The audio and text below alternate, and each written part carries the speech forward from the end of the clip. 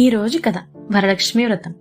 అమ్మా, ఇవాళ ఇంట్లో అంతా అందంగా అలంకరించావు, ఏం పండుగమ్మా ఇవాళ అని ఆద్య ఆశ్చర్యంగా అడిగింది.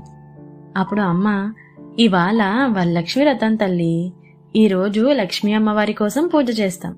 ఆమె మనకి ధనం, ఆరోగ్యం, సంతోషం ఇస్తుంది. అవునా, అయితే నాకు వ్రతం కథ చెప్పమ్మా అని ఆద్య అడిగింది. అలాగే తల్లి, విను. అనగనగా ఒక ఊర్లో చారుమతి అనే మంచి ఇల్లాలు ఉండేవారు.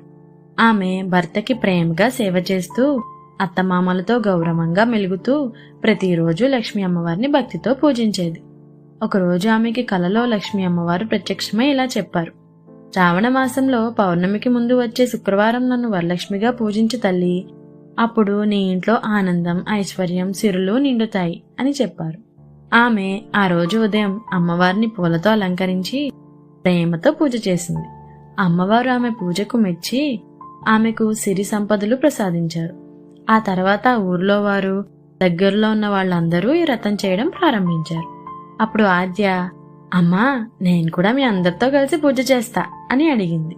అప్పుడు అమ్మ ఆనందంగా నవ్వుతూ, సరే బంగారం, నువ్వు త్వరగా వెళ్ళి అందంగా లక్ష్మీ అమ్మవారిలాగా రెడీ అయ్యిరా, మనం పూజ మొదలు పెడదాం. అప్పుడు అమ్మవారి ఆశీస్సులు నీకు లభిస్తాయి. ఇలా శ్రద్ధగా మనసు నిండా ప్రేమతో చేసిన వరలక్ష్మి వ్రతం వల్ల కుటుంబానికి సౌభాగ్యం, ఆరోగ్యం, శాంతి లభిస్తాయని విశ్వసిస్తారు. Download ShareChat.